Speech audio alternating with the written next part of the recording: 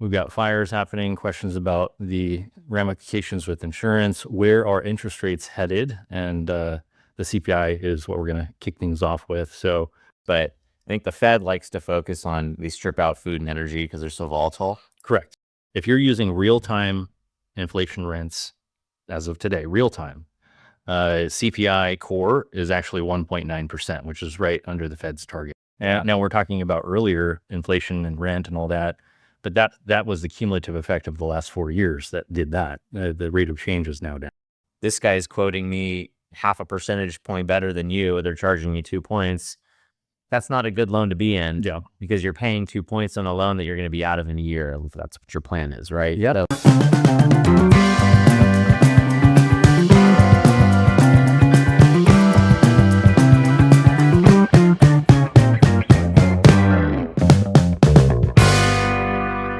We're going to chat about CPI today, inflation. We've got fires happening, questions about the ramifications with insurance, where are interest rates headed, and the CPI is what we're going to kick things off with. So what happened with CPI today, Husk? Oh, he's a friend from grade school. I have nicknames for him. Sorry. That's awesome. I'm going to call you Husk. That's just the way it is. It's off the cuff, right? It's all good. We're both us. Man, we start getting too comfortable on here. Anyway, positive news for interest rates. Overall CPI actually, it came in at 0.4, right? It was forecast at 0.3. I was actually depressed. So just full disclosure, I was, maybe I won't say that. I was looking at my phone at 5:30 and I heard Rick Santelli on CNBC say headline CPI 0.4 month over month, and my heart sank. You know what I mean? Yeah. That's almost 5% year over year. Right. It's 0.4. Yeah. It's not good. Yeah. But it's not the whole picture. And sorry, finish your sentence. Yeah. But no, it's fine. Yeah. It's not the whole picture. It is interesting how it all gets broken down. Mm-hmm. A big factor in it was energy costs, Yes. which was, I believe, 2.6% month over month, which is high. So that's obviously going to skew things. And just to be clear, when you say 2.6%, are you saying of the 4.4%? No. Okay. I know what you're saying. Yeah. It's 2% of the weight of the actual headline figure. Is that what you're saying? No, I'm saying, correct me if I'm wrong, but it was a 2.6% monthly increase in energy costs. Got it. Which Okay. is Thank you for clarifying. skewing the overall Yes. rate up to 0.4 when they're forecasting 0.3. So when you strip that out, all of a sudden the core rate was actually a tenth lower than what they were anticipating. I think it was 0.2 instead of 0.3. And why is energy spiking right now? Just to address that, oil prices are up. There's new talks about sanctions on Russia, and there's fears about, what it's going to do to oil prices, basically. Those are things the Federal Reserve, of course, cannot control, and they're not really paying attention to that. They're paying attention to the core data. Right. Yeah. And if you've been to the gas station recently, I mean, I have, you probably noticed that gas was a little bit more expensive than last time you went. Mm-hmm. So all that makes sense. But I think the Fed likes to focus on they strip out food and energy because they're so volatile. Correct. When they're looking at as far as where their target rate is. Yeah. Right. And then we also have housing that's still lagging behind a little bit, although it's a little bit, a lot, but it's gotten better. I mean, we're finally. I think housing was 0.3. We've been chomping at the bit for housing and shelter components of CPI to start showing improvement for a couple of years now. Right. It's been exhausting. This is like the past couple of months is the first time we're actually seeing actual improvement. Yeah. Yeah. What's crazy is you take out those three factors and get housing caught up. All of a sudden we're at the Fed's target. I think we're at 1.9 year over year. This is the infuriating part, by the way, is we are actually, I want you guys to hear this, using real-time shelter. Like if you look at Zillow or any other metric, I can't remember what the other standard was, CoreLogic or something like that. If you're using real-time inflation rents as of today, real-time, CPI core is actually 1.9%, which is right under the Fed's target. We are already there. The only reason we're not there is because we have some old school, very long and old lagging data being picked up still from a year or two or even more ago, right? In the rent component. So we're looking at old data, and our interest rate policy is restrictive based upon that old data. It's not even relevant. So the fear is now that the Fed's going to stay too high for too long, and like they always do, old and slow, put us into a recession. Yeah. I mean, we'll have to, we'll see as the year moves along what happens with all of that. But, big picture talk, I guess, with all of this, it's really easy to get caught up in all this data and technical information, and a lot of it goes over your head. And then we just end up reacting to the news as it comes on a day-to-day basis, which is not a great place to operate from. It's just like being on a roller coaster ride, essentially. Mm-hmm. But at the same time, it's nice to have some positive news and see, get a little bit of relief in what we've been experiencing so far throughout the new year. And again, keeping big picture, it's a good reminder, take the positivity as it comes. We can interpret and we can dig into the data and interpret it. And it does look positive moving forward. Yeah, as far as like long-term outlook for interest rates. Yeah, for long-term outlook. But also at the same time, don't get too high or too low on this stuff, right? Yeah. Yeah, the old saying, God doesn't draw in straight lines.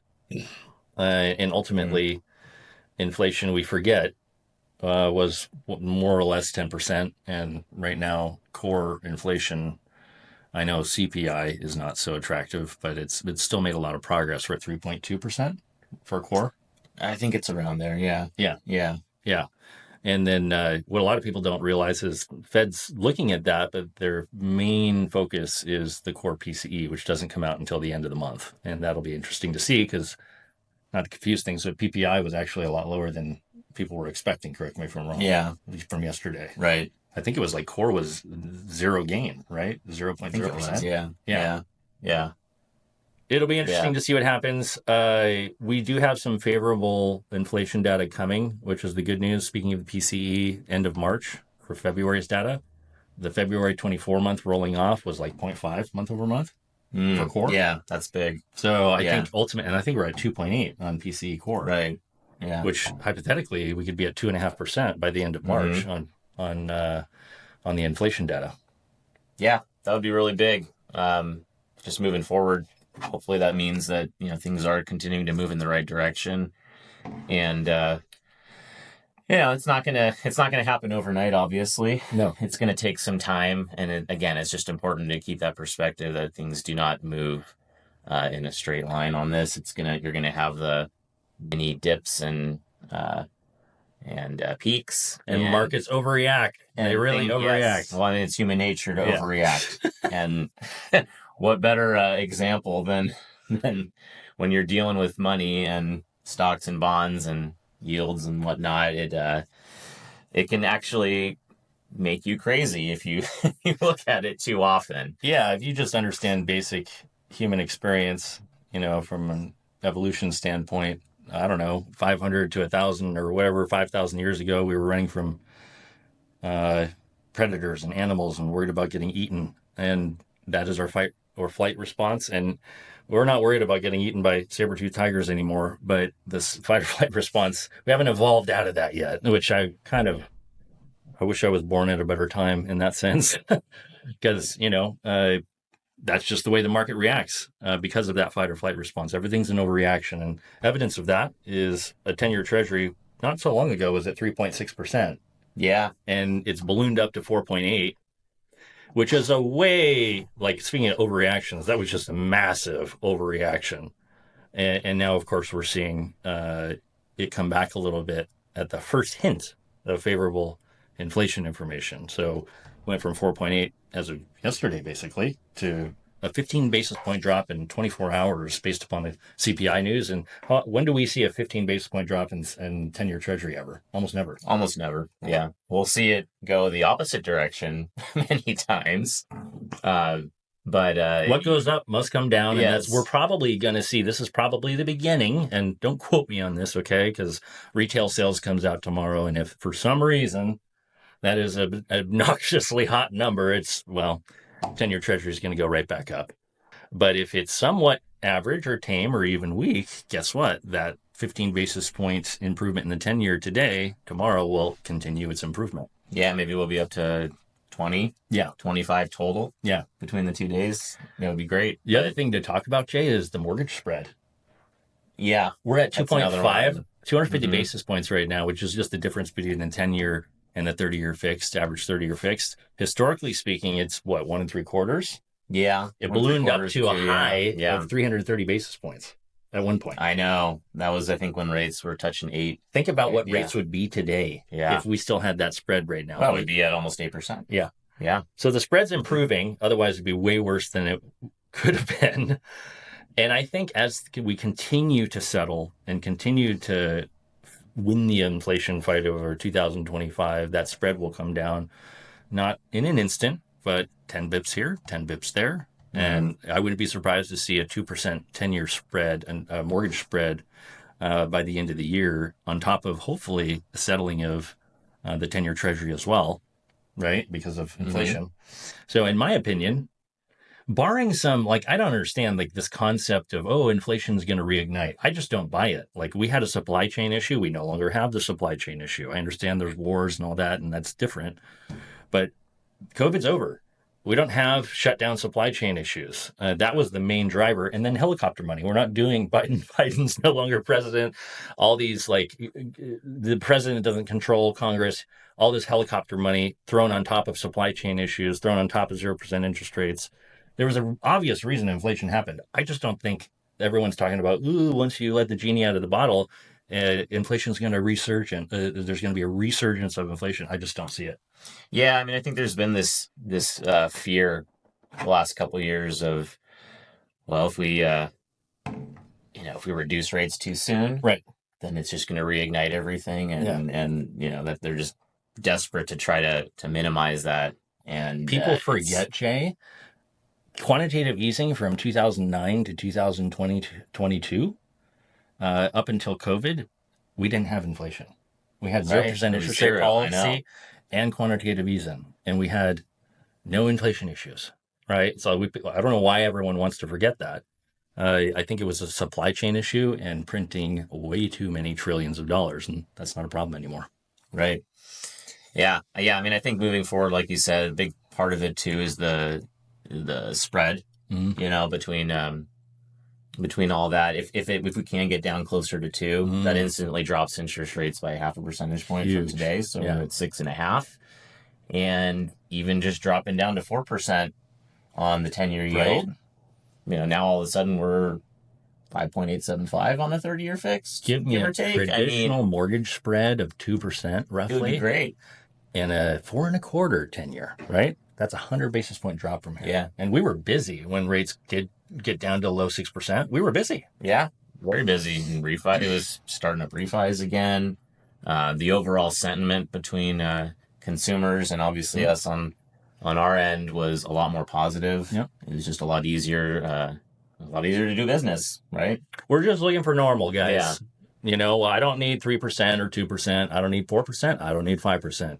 Give me 6% average 30-year fixed with a normal 10-year treasury, a normal mortgage spread, and a little bit more inventory, because now sellers are starting to get off the fence because they can wrap their brain around the idea of, 5.75 or whatever.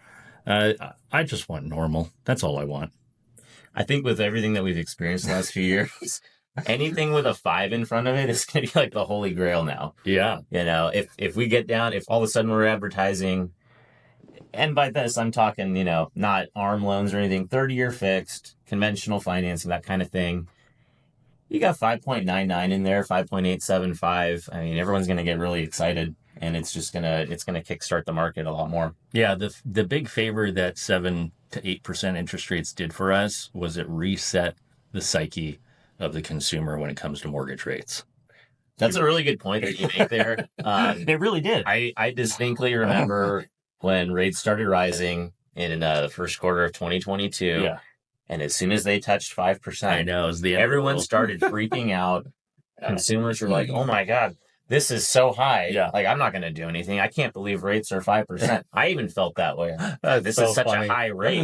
How am I going to quote this to people? Now we're paying for 6%. If I had 5% now, I'd be jumping for joy. And so would all my clients. Oh my God. It'd be unbelievable. So it really is interesting how, you get comfortable with a certain situation and then it changes and it seems so negative. Yeah. But then when we've been dealing what we've been dealing with now, all of a sudden that sounds pretty great. Yeah, it does. Yeah. Yeah. So it's important to keep that perspective and the overall, not so focusing strictly on an interest rate, because there's a lot more that goes into purchasing a home than the interest rate. But you can spin it very negatively to a consumer or very positively, or just, hey, this is what it is. Yeah.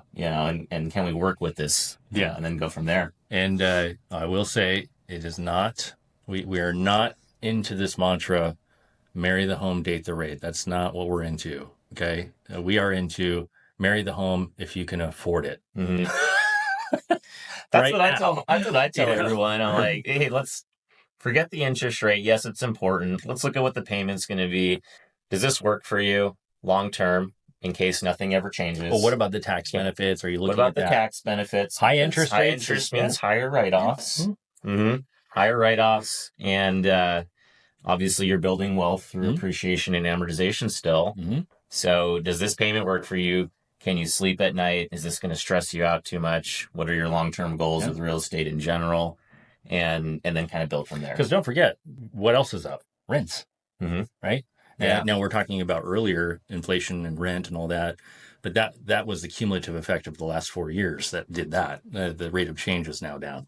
So all I'm saying is you need to talk to an advisor, not a goofball loan officer at a call center at a random state, right? Talk to an advisor, local, referral-based, proven entity, where they can talk to you about things that are more nuanced. People are just looking at, like they look at headline numbers on jobs report and CPI. They're just looking at headline numbers when it comes to payment and interest rate. You got to dig a little bit deeper when you're talking about buying a home. No one talks about tax benefit. Now, I get it. We're not CPAs, but we can at least be a pointer to have you talk to your CPA and understand what the tax benefit is. And I just can't emphasize enough, when you're doing a $750,000 loan and you're paying roughly 7% on a primary residence, you are going to have a massive tax deduction. Oh, yeah. Yeah, people aren't thinking about that. They're not thinking about, what can I adjust my withholdings to now to increase my cash flow on a month in and month out basis on my payroll? Could be $1,000 a month potentially, depending on how you file your taxes and what you make. Totally, right? Yeah. And if you're not thinking about those things, you need to be. Because look, you're not getting that as a renter. Rents are sky high too. And then you also have to deal with the landlord, who might be a nightmare, right? There's something called pride of ownership as a homeowner, and you get to paint the walls whatever you want, assuming you're not in an HOA. And that'll be another video. Yeah, it's a whole nother topic. But anyway, I think you guys get the point. We're here for that as loan officers. We've been in it for many, many years, and we like to consider ourselves technicians and advisors rather than salespeople. And we certainly wouldn't be talking you into something we didn't think was right for you. Work with somebody that's not going to disappear after they get their paycheck from your loan. Yes. That's key. Yeah. Get somebody that wants to game plan with you, find out what your goals are.